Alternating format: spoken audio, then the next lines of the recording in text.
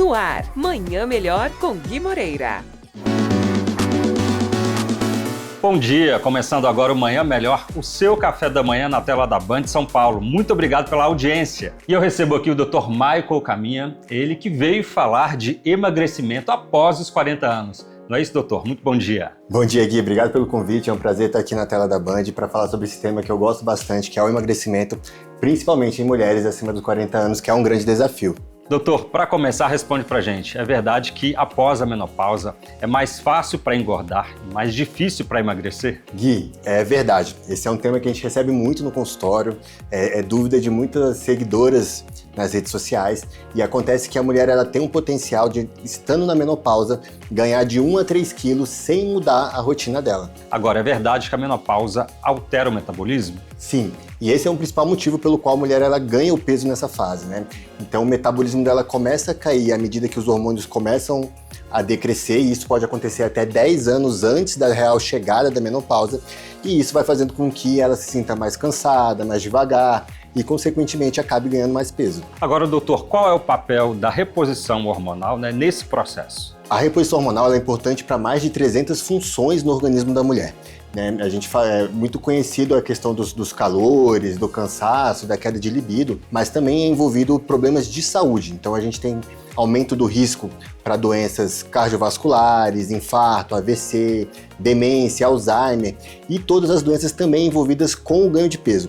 Então, quando a mulher ela faz reposição hormonal, a gente potencializa o processo de emagrecimento dela ou mesmo dificulta o ganho de peso para aquelas que ainda não precisam exatamente emagrecer. Agora, é bom que toda mulher faça essa reposição hormonal ou não? Olha, o primeiro ponto é a gente avaliar essa mulher como um todo, porque não é somente sobre a reposição hormonal em si, e sim essa mulher sentir que está sendo tratada como um todo. Então a gente avaliar alimentação, estilo de vida, atividade física, como é que está o intestino, se ela dorme, não dorme bem. E após avaliada, não havendo uma contraindicação absoluta, é mais do que indicado que essa mulher ela faça sim a sua reposição hormonal acompanhada do seu médico de confiança. Agora, tem um mito que muita gente acha que a reposição hormonal causa câncer. Isso é verdade ou não? Olha, isso é um mito, de fato, né? Na verdade, a reposição hormonal ela pode ser protetora contra o câncer, né? O principal fator de risco hoje para câncer de mama, Gui, é estar acima do peso. Então, a obesidade, junto do tabagismo, é um dos principais fatores de risco, né? Só que, decorrente de um estudo dos anos 2000, criou-se esse medo, mas hoje a gente já sabe que é seguro e bem indicado fazer reposição hormonal. Agora, vale ressaltar que é muito importante também fazer mudanças no estilo de vida para ter aí um melhor resultado, né, doutor? Com certeza. Hoje a gente tem como base a mudança do estilo de vida. Apesar das inúmeras novas medicações que vêm surgindo, que de fato realmente elas contribuem bastante para o processo de emagrecimento, a mudança do estilo de vida é a base de todo o tratamento, porque é essa mudança que vai garantir principalmente a manutenção do peso perdido e que não haja de fato uma dependência daquele medicamento para que a pessoa consiga emagrecer. Então, mudar os hábitos e principalmente focar no ganho de massa muscular é o que vai garantir que aquele resultado ele tenha total sucesso. Agora, doutor, para finalizar, aquela história de comer bem durante a semana e comer mal durante o fim de semana, pode ou não? O seu corpo ele não sabe se é dia de semana, final de semana. O que a gente tem que focar é num equilíbrio. A gente não vai ser 100% dieta, mas eu não preciso pegar o meu final de semana inteiro e estragar, fazer o famoso final de semana do lixo. Eu sabendo trabalhar bem esse equilíbrio, tudo está permitido. Eu tenho uma vontade de comer uma pizza na quarta-feira, eu posso comer essa pizza na quarta-feira, sabendo que na quinta de manhã eu volto para minha rotina. Então, se eu pego uma refeição no final de semana e eu quero ter essa refeição livre, tá tudo bem, desde que tudo esteja dentro de um programado e um planejado, né? Contando as calorias totais da minha semana, e tende a funcionar muito bem assim. Agora, a questão de quantidade.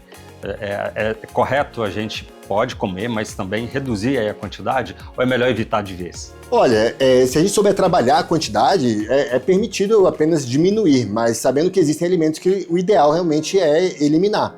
Se eu tenho uma dificuldade de conseguir trabalhar com as quantidades, é melhor que eu tire por um tempo, eu passe por esse processo de reeducação, para posteriormente eu conseguir aos poucos reintroduzir aquele alimento na minha rotina. Tanto porque, para alcançar os objetivos, precisa ter realmente aí, sacrificar um pouquinho dessa questão das voltagens, né? Exatamente, a gente entende que é um processo, né? Então, independente se eu vou seguir com uma medicação, hoje a gente tem boas medicações no mercado e cada vez vem chegando mais, é necessário a gente saber que existe abdicação nesse processo, né? Então muita gente ela quer ter o resultado, mas ela não quer passar pelo processo, né? E a gente tem que aprender a gostar também do processo para poder chegar onde a gente precisa e merece. Ótimas informações, doutor. Muito obrigado pela sua participação aqui no Manhã Melhor. Obrigado pelo convite, que foi um prazer estar aqui com todos vocês nessa manhã, contribuir um pouquinho com esse conhecimento que aflige muitas mulheres realmente.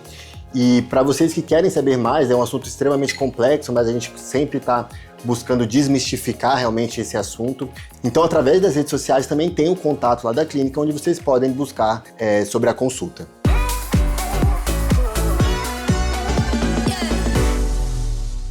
Eu recebo aqui no programa hoje a doutora Ana Schmidt, ela que é médica dermatologista e veio falar de como envelhecer com leveza. Não é isso, doutora? Bom dia. Olá, bom dia. Muito obrigada pelo convite. Isso mesmo, a gente vai falar um pouquinho hoje sobre como envelhecer com leveza, sem exageros, e o que a dermatologia pode fazer para ajudar. Doutora, para começar, responde pra gente como que a dermatologia pode ajudar aí a manter a pele, né, mais saudável quando a gente envelhece. Conforme a gente vai envelhecendo, a dermatologia vai orientando cuidados, principalmente no sentido de prevenção. Geralmente os pacientes nos procuram cedo, é o ideal, e que fosse sempre assim, para iniciar cuidados preventivos com a pele, como o uso de filtros solares, produtos que podem ser utilizados pela manhã ou à noite, para ir ajudando com sinais do envelhecimento. E claro que posteriormente alguns procedimentos vão sendo necessários e a gente vai individualmente abordando isso em cada paciente para ajudar a ter esse tipo de envelhecimento positivo que a gente chama. Isso é muito bom, né? E a partir de que idade que a gente pode começar a cuidar mais da pele? Principalmente, claro, tem adolescentes que já têm necessidade de cuidar da pele, quando tem aparecimento de acne, né, aquelas espinhas que incomodam bastante, mas se teoricamente passar por essa fase e não tiver tido esse tipo de problema, a partir dos 25 anos, que é onde começa a ter o declínio da produção de colágeno, que é uma proteína que a gente produz no organismo que promove sustentação da pele, dos tecidos, já é uma idade ideal para começar. E com 25 anos a gente pode começar a aplicar o Botox, né? Eu comecei aos 25. A questão também da produção de colágeno, com essa idade também pode? Ou não? Também pode. A gente começa a partir dos 25 a perder aproximadamente 1% de colágeno ao ano. Então, o que a gente diz? Que se começarem os tratamentos nessa idade, não vão ser tratamentos no sentido de não vai ter a flacidez ainda, mas vai ser uma prevenção, como se fosse uma poupança de colágeno que a gente vai estar produzindo, e quando a pessoa chegar em uma idade mais avançada, já vai estar com a pele muito mais cuidada, não vai ter necessidade de tantos procedimentos e talvez postergar até uma cirurgia. E quais são os principais desafios que as pessoas enfrentam quando começam a envelhecer? Principalmente a autoaceitação, as pessoas aceitarem que realmente estão envelhecendo e que alguns sinais e sintomas a gente não vai conseguir intervir em tudo, então algumas ruguinhas vão aparecer, alguma leve flacidez vai ocorrer, mesmo a gente iniciando cuidados precoces. Então acho que realmente essa aceitação é muito importante. Existem pacientes que não têm esse tipo de orientação e tem que às vezes até procurar uma ajuda mesmo, falar, olha, não tem como a gente cuidar de todos esses sinais, todas essas manchinhas, então partindo desse princípio, aí sim a gente consegue iniciar todos os tratamentos. Existem hoje em dia uma gama enorme de tratamentos para gerenciar o envelhecimento e claro que cabe ao dermatologista individualizar esse tipo de cuidado e orientação. Agora, doutora, como evitar os excessos e manter a naturalidade? Esse é um ponto importante, Gui, porque realmente os pacientes, primeiramente, tem pacientes que são muito resistentes a iniciarem os tratamentos e os cuidados com a pele. Passado esse tipo de pré-conceito, em alguns, mas existe bastante, a gente consegue iniciar os tratamentos e depois a gente tem que até frear um pouquinho os pacientes nesse sentido, porque gera um efeito tão bom da gente ter esse autocuidado e elevar a autoestima e a gente tentar somente com procedimentos conseguir todos os tipos de resultados e performances no rosto, mas sem alterar a genética e aquele indivíduo realmente. O que eu acho importante também é a gente observar o estilo daquele paciente. Tem pessoas que são mais arrojadas, tem pessoas que são mais clássicas, mais introvertidas, e a gente também conseguir com os tratamentos abordar esse tipo de situação.